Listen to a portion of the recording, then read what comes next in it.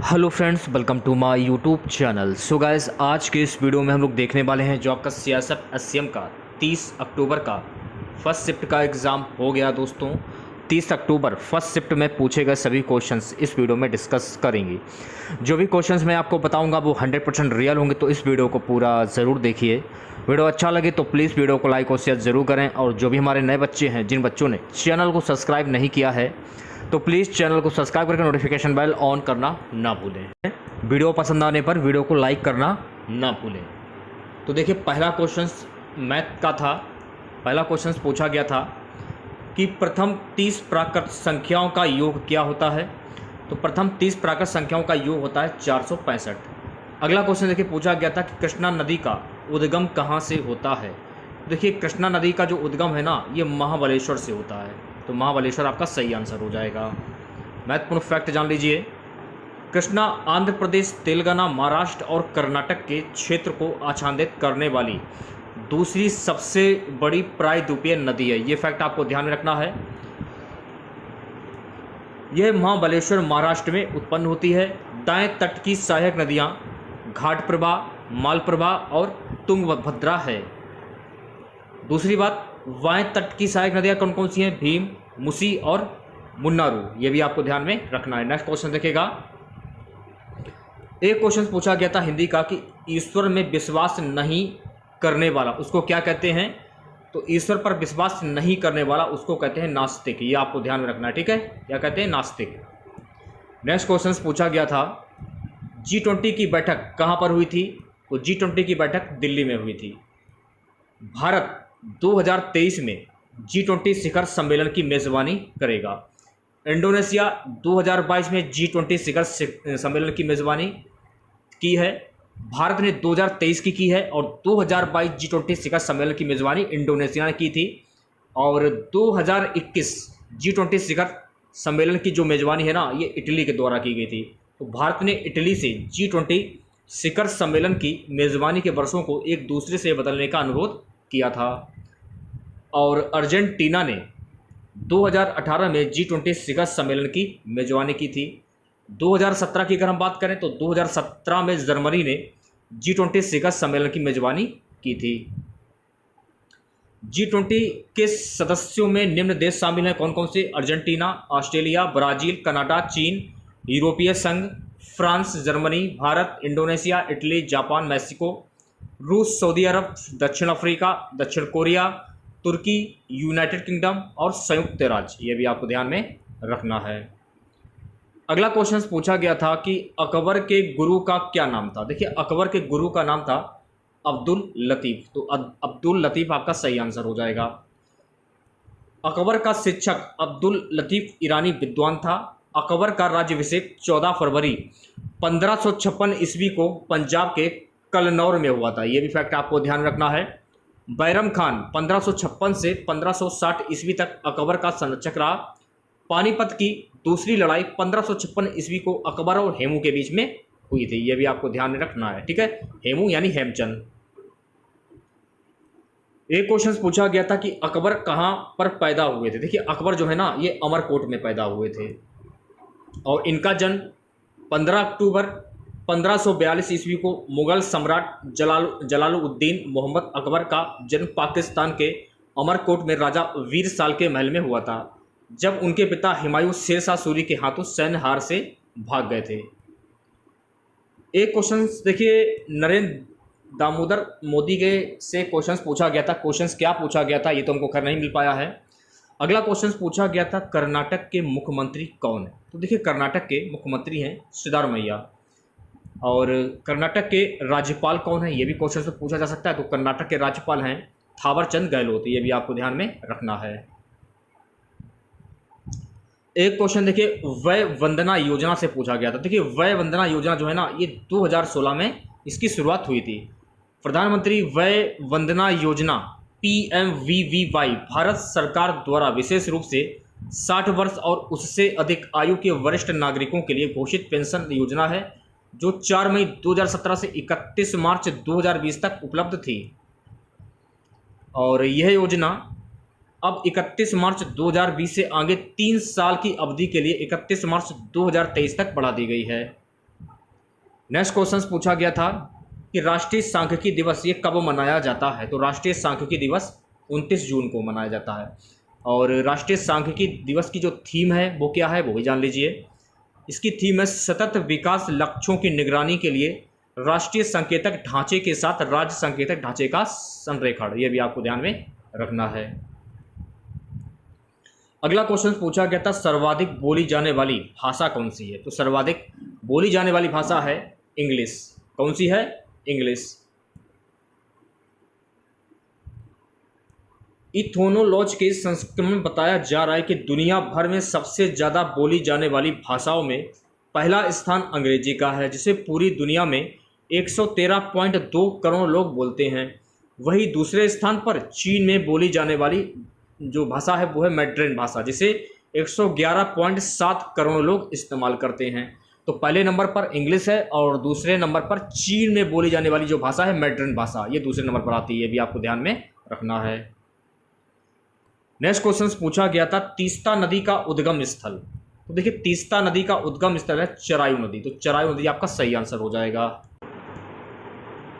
इसका उद्गम चोलुम झील से होता है। झील को तिसोलोहामो झील भी कहा जाता है। झील को तिसोलोहामो झील भी कहा जाता है। तीस्ता ब्रह्मपुत्र की सही सहायक नदियों में से एक है और यह सिक्किम और पश्चिम बंगाल और बांग्लादेश राज्यों से होकर बहती है। यह नदी बंगाल की खाड़ी में गिरती है। तो ये सारे फैक्ट आपको ध्यान में रखना है। एक क्वेश्चन देखिए प्रस्तावना से पूछा गया था, शायद मेरे ख्याल में आंसर ईजू ऐसे था।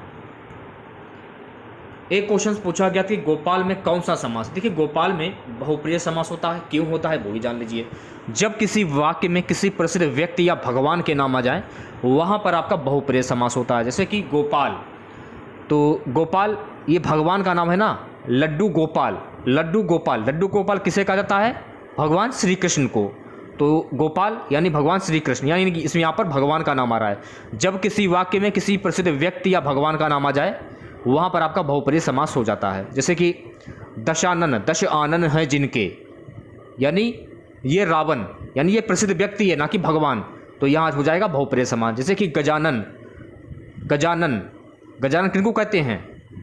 भगवान गणेश को, तो यहाँ पर भी बहुप्रिय समास हो जाएगा। नीलकंठ, नीलाकंठ है जिनका, यानी कि भगवान शिव, यहाँ पर भी बहुप्रिय समास हो जाएगा।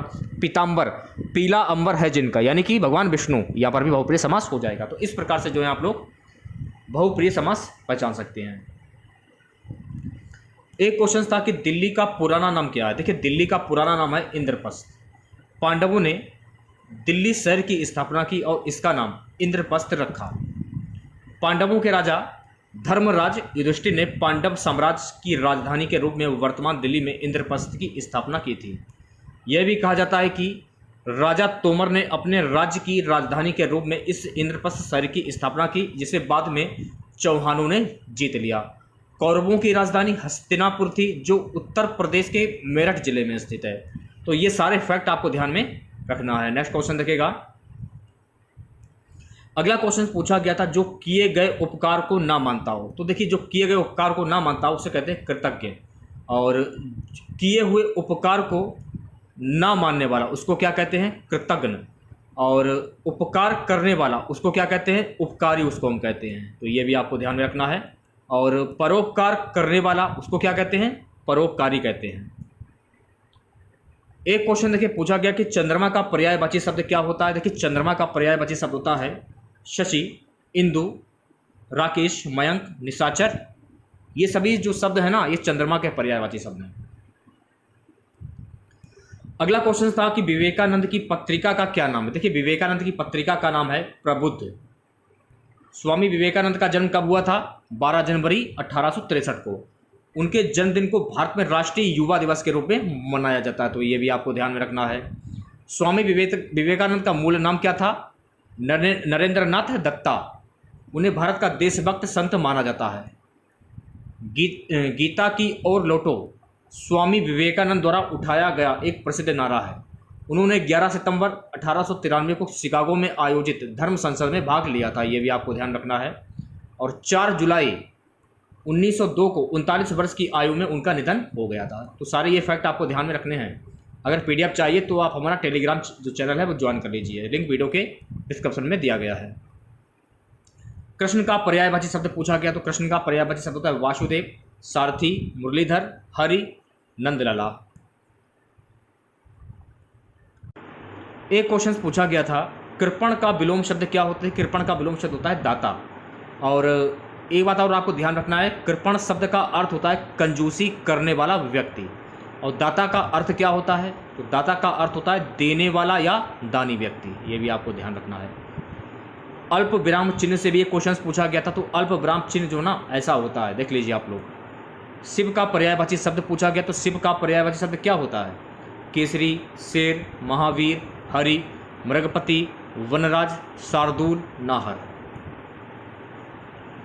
अगला क्वेश्चन पूछा गया था, WHO का मुख्यालय ये कहाँ पर स्थित है? तो WHO का मुख्यालय जिनेवा में स्थित है। विश्व स्वास्थ्य संगठन की स्थापना 7 अप्रैल 1948 को की गई थी।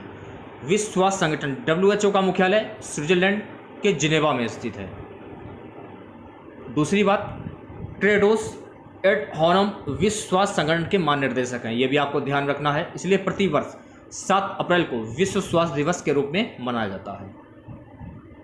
हरियाणा के उपराज्यपाल कौन है? तो भैया मेरे हरियाणा के उपराज्यपाल हैं बंडारू दत्तात्रेय। ठीक है। हरियाणा के CM कौन है बताइए? हरियाणा के CM कौन है? मनोहर लाल खट्टर। अगला क्वेश्चन, प्रार्थना समाज की स्थापना किसने की थी? तो प्रार्थना समाज की स्थापना 1867 मुंबई में आत्माराम पांडुरंग ने की थी, यह भी आपको ध्यान में रखना है। ठीक है। प्रार्थना समाज की स्थापना 1867 में हुई थी मुंबई में, और इसकी स्थापना आत्माराम पांडुरंग के द्वारा की गई थी। समाज कितने प्रकार के होते हैं? ये क्वेश्चन ये पूछा गया था। तो समाज देखिए 6 प्रकार के होते हैं। कौन कौन से? देखिए, अवयव समास, तत्पुरुष समास, कर्मधारय समास, द्विगु समास, द्वंद्व समास और बहुप्रिय समास। ठीक है, ये आपको ध्यान में रखना है। भारत रत्न का समास क्या होगा, यानी इसका समास विग्रह क्या होता है भारत रत्न का? यानी भारत का रत्न। ठीक है, भारत का रत्न, इसका समास विग्रह हो जाएगा। और इसमें कौन सा समास होगा? तो इसमें हो जाएगा तत्पुरुष समास। कर्ता ने कर्म को का, ये आप लोगों ने बचपन में काफ़ी बार पढ़ा हुआ। कर्ता ने कर्म को संप्रदान के लिए अपादान से इस प्रकार से है। अगर आपने इसे याद कर लिया तो तत्पुरुष समास आप आसानी से कर लेंगे। तो भारत अलग है और रत्न अलग है, तो भारत का रत्न। एक क्वेश्चन पूछा गया था कि मैत्री शब्द का लिंग क्या होगा? देखिए, मैत्री शब्द का लिंग होता है मंत्राणी। आर्य समाज की स्थापना किसके द्वारा की गई थी? दयानंद सरस्वती ने 10 अप्रैल सन 1875 ईस्वी को चैत्र शुक्ला 5 शनिवार संवता 1932 बिक्री को मुंबई में आर्य समाज की स्थापना की थी। SDR की फुल फॉर्म क्या होती है? तो भैया मेरे SDR की फुल फॉर्म होती है स्पेशल ड्राइंग्स राइट्स। अब ये वाला क्वेश्चन पूछा गया था या नहीं पूछा गया था, क्लियर नहीं है। ओडिशा का शुद्ध रूप पूछा गया था, नहीं पूछा गया था, कमेंट बॉक्स में जरूर बताइएगा आप लोग। विंग्स ऑफ फायर किसकी आत्मकथा है? अबुल कलाम आजाद की। राष्ट्रपति के लिए जमानत राशि 15,000 रुपये। अब देखिए, रीजनिंग में क्या क्या पूछा गया था कि रीजनिंग से बोडोमास से क्वेश्चन थे, कोडिंग डिकोडिंग से क्वेश्चन थे, ब्लड रिलेशन से 2 क्वेश्चन थे, कोडिंग डिकोडिंग से 2 और बोडोमास से 1 था, एनोलॉजी से क्वेश्चंस पूछे गए थे, नंबर सीरीज से 1 क्वेश्चन पूछा गया था। अब बात कर लेते हैं मैथ की। तो मैथ में देखिए चक्रवर्ती व्यास से क्वेश्चन पूछा गया था, औसत से क्वेश्चन था, टाइम एंड वर्क से क्वेश्चन पूछा गया था, नंबर सिस्टम से क्वेश्चन पूछे गए थे, प्रॉफिट एंड लॉस से क्वेश्चन थे, टाइम स्पीड डिस्टेंस से क्वेश्चन पूछा गया था, क्षेत्र मिति से भी क्वेश्चन पूछा गया था। तो अगर आप लोगों को वीडियो अच्छा लगा हो, लाइक से तो बनता है, चैनल पर नए हैं तो चैनल को जरूर सब्सक्राइब करें। तो मिलता है नेक्स्ट वीडियो के साथ। जय हिंद, जय भारत।